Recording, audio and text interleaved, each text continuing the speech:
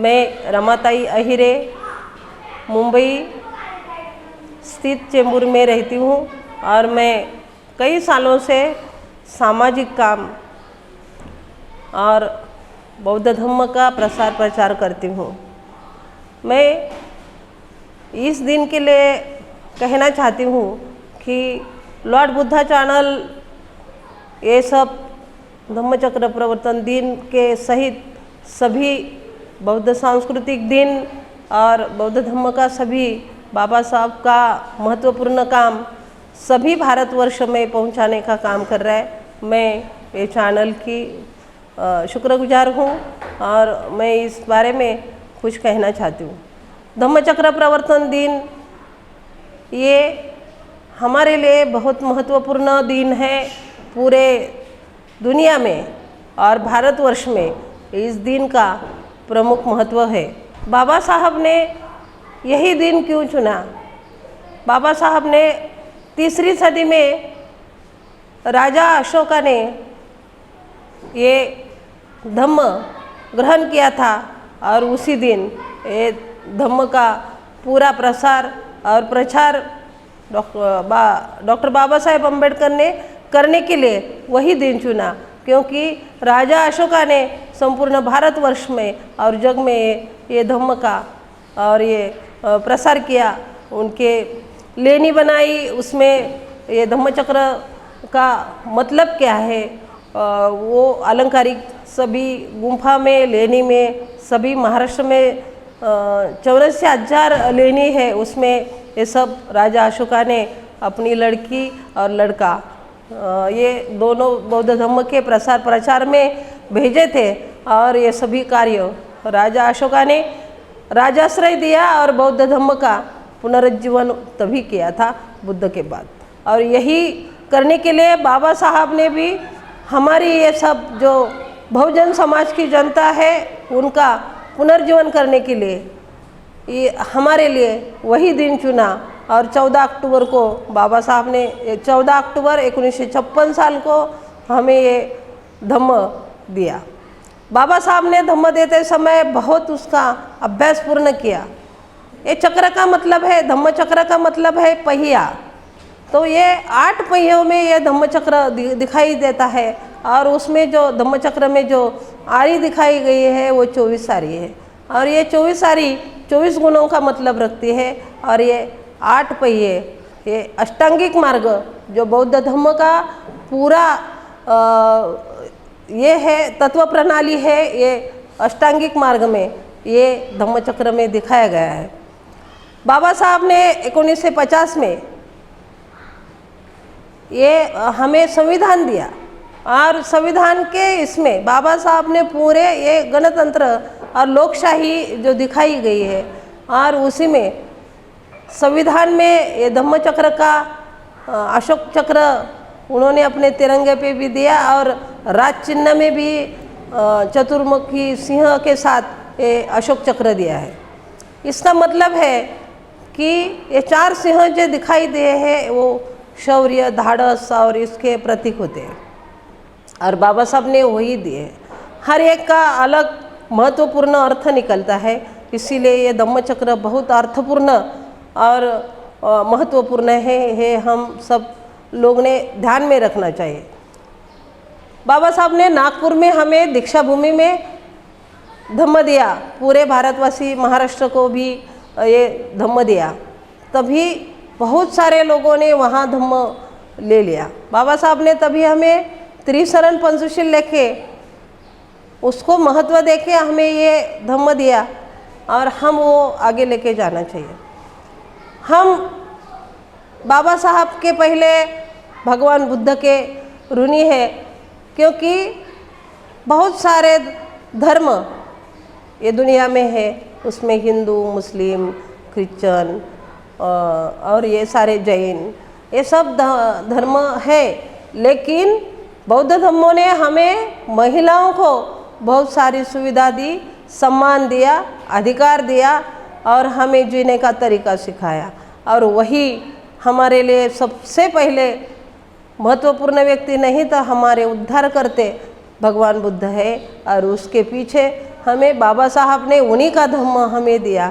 तो महिलाओं को लिए बाबा साहब ने धम्म देने के लिए हमें संविधान से अधिकार दिए और कानूनी रक्षा दी, सम्मान दिया, हमारे हक दिए, मानवीय जीवन जगने के लिए हमें मानव करके, एक महिला भी मानव है और उन्हें कैसा सम्मान देना चाहिए, उसको कैसा जीवन जगने का, जीवन आगे लेके जाने का हर कुटुंब का महिला ख्याल रखती है। इसके लिए वो महत्वपूर्ण है। यहाँ भारतवर्ष में मैं कहना चाहती हूँ कि ये महिला अभी भी और पुराने समय भी एक नेतृत्व करती थी। जब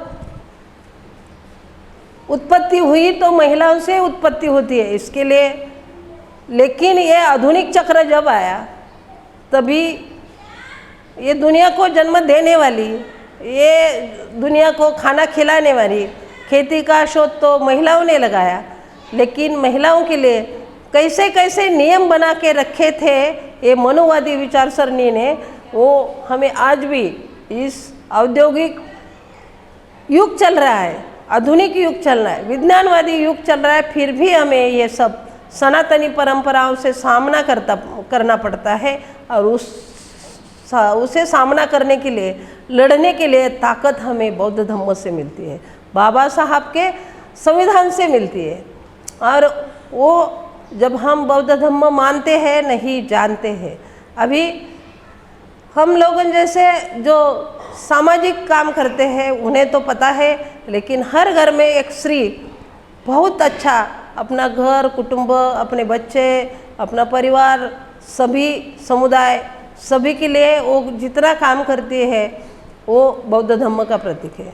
मैं आप सभी को बताना चाहती हूँ कि जग में सबसे श्रेष्ठ धम्म बौद्ध धम्म है और इसीलिए आज तक बौद्ध धम्म है, वैसा ही है, चाहे आधुनिकता आए, कोई भी आए। जो लोगों ने, हम लोग बोलते हैं कि बाबा साहब ने धम्म दिया तो हम महार जाति का ही धम्म है क्या, एक गलत सोचने की बात है। सभी देशों में 46 से ज़्यादा जग में बौद्ध धम्म का पालन किया जाता है। वैसे चीन है, जापान है, भूटान है, थाईलैंड है, ऐसे बहुत सारे देश है, श्रीलंका है और सारे देश है और वो प्रगत देश है। भारतवर्ष में ये सब सनातनी परंपरा, ये मनुवादी परंपरा से बुद्ध का जितना प्रसार होना चाहिए, बुद्ध तत्व प्रणाली जितनी प्रसारित होनी चाहिए, उससे उनके जैसा चलना चाहिए, ये नहीं हो रहा है। लेकिन फिर भी बौद्ध धम्म है। विज्ञान युग में जिन्होंने भगवान बुद्ध का वैज्ञानिक जीवन है, विज्ञान है, टेक्नोलॉजी है, वो टेक्नोलॉजी अपनाइए। अभी 4 व्हीलर का ही टेक्नोलॉजी देखेंगे तो वो बुद्ध की देन है। डॉक्टर के, मेडिकल के, आयुर्वेद में ये सब बुद्ध की देन है। भगवान बुद्ध की इसमें जीवक नाम का जो लड़का था, उनको भगवान बुद्ध ने बोला था कि ऐसा एक आप वनस्पति दिखाए हमें कि उसमें कोई आयुर्वेदिक औषध नहीं है या दवाई नहीं बना सकती। लेकिन उन्होंने जब शोध किया तो हर एक वनस्पति में कुछ ना कुछ तो गुण मिले। ऐसा ये भगवान बुद्ध का सर्वव्यापी। हम लोग चाहते हैं कि खाली बुद्ध विहार में या चाहे संस्कार में ही, बौद्ध धम्म संस्कार में ही बुद्ध धम्म है तो वो अलग बात है। लेकिन बौद्ध धम्म हाँ आध्यात्मिक तो है ही, लेकिन भौगोलिक भी है, राजकीय भी है, एजुकेशन है, आयुर्वेदिक है, सभी इसमें बौद्ध धम्म के रूप और तत्वज्ञान दिखाई देंगे। लेकिन देखने वाले का, विचार करने वाले का ये नज़रिया चाहिए, उसका ग्रहण करने का ज्ञान चाहिए। और ऐसा ही धम्म बाबा साहब ने हमारे लिए दिया। बाबा साहब ने भी वो धम्म के अनुसार हमें बहुत सारे अलग अलग रूप से, जैसे कि खेती विषय में बाबा साहब ने बहुत सारे खोज किए, उसके लिए बहुत सारे लिखान किए। ऐसे बहुत सारे विषय में बाबा साहब ने एजुकेशन के लिए जो लगता है स्कूल निर्माण किए, वसतिगृह निर्माण किए, उसके लिए पढ़ाई के लिए एजुकेशन की सुविधा। जो हमारे लोग पूर्व से गरीब है, इसलिए गरीब है कि हमारे पास शिक्षा नहीं थी, हमारे पास साधन संपत्ति नहीं थी। वो निर्माण करने के लिए बाबा साहब ने हमें एजुकेशन लेने का और उसका अधिकार लेने का बहुत सारे कायदे से संरक्षण दिए, और हमें पढ़ने की और आगे जाने की पैसा नहीं होगा तो भी हमारे लड़के बाहर जाके, विदेश में जाके और अपने गांव में, अपने शहर में पढ़ाई करें और एजुकेशन में आगे बढ़े। इसलिए हमारा समाज आज पढ़ाई करके आगे जा रहा है। हम महिलाएं भी उसमें कम नहीं है, हम भी बहुत सारी पढ़ाई करके हमारा घर संसार संभाल के हम इसमें सब लोग काम कर रहे हैं। तो मैं ये कहना चाहती हूँ कि बौद्ध धम्म खाली बोलने का सब्जेक्ट नहीं है, खाली जानने का सब्जेक्ट नहीं है, वो अनुसरण भी करे, उसको अलग अलग तरीके से हर एक इसमें हम अवलोकन करना चाहिए उसका। बुद्ध ने कहा कि मैं आखिरी पर्याय नहीं हूँ, आप एक कुछ ये कर रहे हैं तो उसमें आप उसका तपास करिए, जानिए और उसको तराश कर देखिए, अनेक अंगों से उसको देखिए, तो मालूम पड़ता है कि हम जो कर रहे हैं, उपजीविका कर रहे हैं तो वो कैसे कर रहे हैं, हम पढ़ाई कर रहे हैं तो कैसे कर रहे हैं, हम आगे जा रहे हैं तो कैसे जा रहे हैं, हम घर चलाए तो कैसे कर रहे हैं। ये सब अगर हम अवलोकन करके, अनुसरण करके चलेंगे तो बौद्ध धम्म हाँ हमारे में कुछ तो आएगा, कुछ तो आएगा ही, क्योंकि पंचशील के एक तत्व भी हमने पालन किए तो बाकी चार अपने आप हमसे पालन हो जाते हैं, ये विश्वास मैं रखती हूँ। इसलिए मैं सभी महिलाओं को अभी बोलना चाहती हूँ कि आप पढ़ाई करें, बौद्ध धर्म अंधश्रद्धा से बाहर निकले, क्योंकि अंधश्रद्धा हमारे ऊपर थोपी गई है, पुरातन सनातनवादी सब परंपरा हमारे ऊपर थोपी गई है, उनसे बाहर खुद निकले। जब हमारे पास बाबा साहब ने रखा है, भगवान बुद्ध की सारी तत्व ज्ञान रखा है और उसके सहारे से हम बाहर निकल सकते हैं, तो किसको हम बोले। हम खुद इस सारी दुष्ट चक्र से बाहर निकलने के लिए तैयार होना चाहिए, इसके लिए थोड़ा सा अभ्यास करना चाहिए, थोड़ा अनुसरण करना चाहिए, तो हम नक्की सुनिश्चित ढंग से हम इस चक्र से बाहर निकल सकते हैं, जिसे हम दुष्ट चक्र कहते हैं, मनोवादी चक्र कहते हैं, सनातन चक्र कहते हैं। ये चक्र से हम धम्म चक्र की ओर बढ़ सकते हैं। ये हमारी बहुत अच्छी ताकत है, हर एक इसमें कोई ना कोई गुण होता है, वो गुण विकसित करे तो हम जान सकते हैं कि हमारा आत्मसम्मान पहले से ही मारा गया था, पहले से ही मारा गया। तो तुम औरत हो, यहाँ नहीं जाना, तुम औरत हो, ये नहीं पहनना, ये नहीं खाना, सबके खाने के बाद हम बचा खुचा खाना खाना।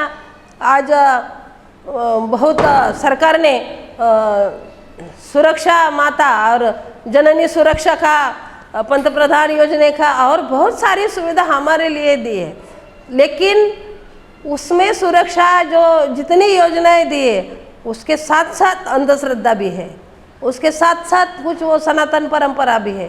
तो ये योजना हमारे लिए है कि एक महिला सक्षम हो, लेकिन वो महिला सक्षम होने के लिए उसके घर से ही उसको सुरक्षा नहीं मिलती है, उसके आजू बाजू परिसर में ही उसको सुरक्षा नहीं मिलती। आज हम देखे जाए तो भारतवर्ष में 2020 में महिला अत्याचारों का अगर ये कहिए पूरा ये ढूंढिए कि कितने गुने हुए, तो 2020 में 63,000 महिला महाराष्ट्र में अत्याचार पीड़ित है और यहाँ से गायब है। उसमें कितनी सारी लड़कियां हैं कि ये लड़कियां छोटी बच्ची 5 साल की, 8 साल की, 9 साल की, 10 साल की, इनके ऊपर अत्याचार हो रहे हैं। इसके कारण ये धर्म का जो प्रताप है, ये दूसरों धर्म का जो प्रताप है, उन्हीं की वजह से ये लोगों के अंदर मनोवाद घुसा है। एक 6 साल की बच्ची और एक 80 साल की वृद्धा, उसके ऊपर भी बलात्कार होता है। एक 6 साल की, एक 80 साल की, लेकिन दोनों ही स्त्री है। खाली उनका स्त्री अंगों का उपयोग करके उसका स्त्री का नेस्तनाबूद कैसा करे और अपना विषयक्त भावना कैसा ये करे, ये करने वाली मनोवादी वृत्ति अभी भी है।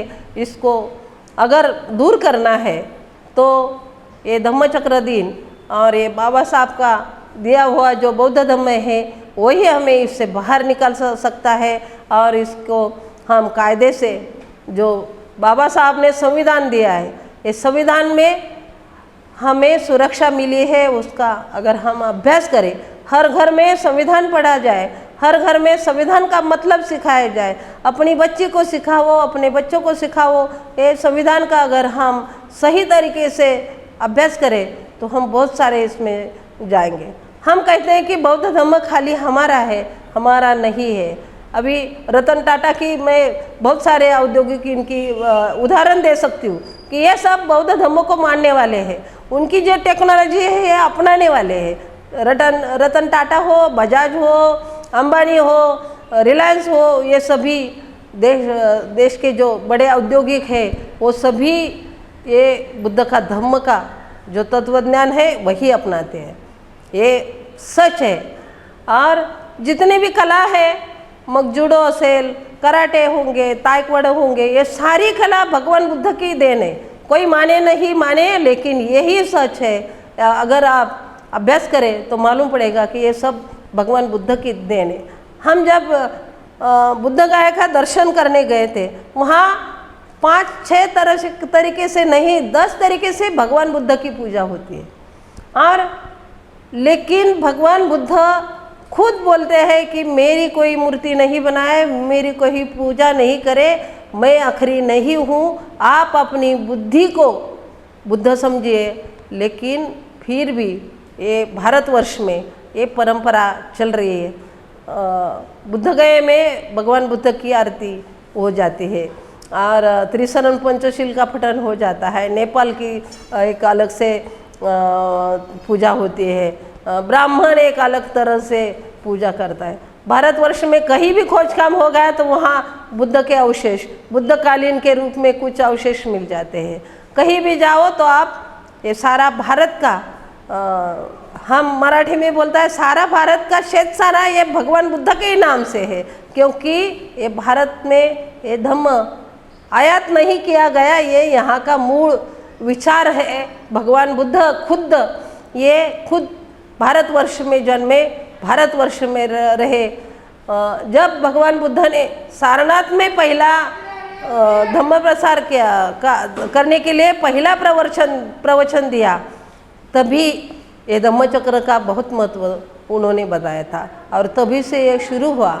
इसलिए मैं कहती हूँ पूरे भारतवर्ष को, सभी जाति धर्मों को, लोगों को मैं एक संदेश देना चाहती हूँ कि ये बौद्ध धम्म खाली बाबा साहब महार समाज के थे, इसके लिए बाबा साहब के महार समाज का नहीं है। जब बुद्ध थे उस समय जो प्रणाली थी, जो समाज व्यवस्था थी, उसमें सब राजे महाराजे, शेतकरी, कुंभी, ये तभी श्रमण व्यवस्था थी, वर्ण व्यवस्था नहीं थी, श्रमण व्यवस्था थी, श्रमिक और एक मालिक, ऐसा व्यवस्थापन था। तभी सारे लोग थे इसमें, तभी कोई जाति व्यवस्था नहीं थी। इसलिए ये खुद भगवान बुद्ध क्षत्रिय कुल से जन्मे हैं, राजे थे। तो ये जो जानबूझ के प्रचार किया जाता है कि बाबा साहब ने धम्म दिया तो खाली महार समाज का बौद्ध धम्म है, जय भीम बोलो तो महार लोगों के लिए ही है क्या? ऐसा नहीं है। ये जय भीम बाबा साहब का ये बहुत योगदान हमारे लिए नहीं तो सभी भारतवर्ष के सभी समाज के लोगों के लिए है। इसके लिए बाबा साहब का जय करने के लिए जय भीम का अर्थ होता है, लेकिन वो अलग से नहीं निकाले। ये धम्मचक्र प्रवर्तन दिन में दीक्षा भूमि में हर साल 2019 में भी 62,000 लोगों ने धम्म दीक्षा लिया था। हर साल एक इसमें इस साल भी औरंगाबाद में कुछ लोग, एक जाति के लोग धम्म ले रहे हैं। तो ये धम्म जब समझेगा तो समझने वालों का पूरा जो जीवन है वो सुख में और शांतिपूर्वक जाएगा। उसमें, क्योंकि आर्य अष्टांगिक मार्ग में हमारी वाणी कैसी चाहिए, हमें कैसा रहना चाहिए, हम एक दूसरे के प्रति कैसा अनुभव करना चाहिए, हम उपजीविका करते हैं तो वो कैसी होनी चाहिए, ये आर्य अष्टांगिक मार्ग में हमें दिखाई जाता है। और ऐसा नहीं है कि और कुछ हमारे पास हथियार है, सभी भगवान के हाथ में हथियार होती है, लेकिन भगवान बुद्ध के ये तत्व प्रणाली में, भगवान बुद्ध में, उनके हाथों में, उनके विचार में कोई हथियार नहीं है, कोई घात नहीं है, कोई घाव देने वाली चीज़ नहीं है। तो ये बुद्ध धम्म का तत्वज्ञान ये ऐसा है शांति वाला, ये हर मानव को सुखमय जीवन देने वाला होता है। और इसीलिए मैं पुनश्च एक बार मैं सभी भारतवर्ष को ये धम्मचक्र प्रवर्तन दिन की हार्दिक बधाई देती हूँ और सविनय जय भीम करती हूँ। जय भीम, जय महाराष्ट्र, जय भारत।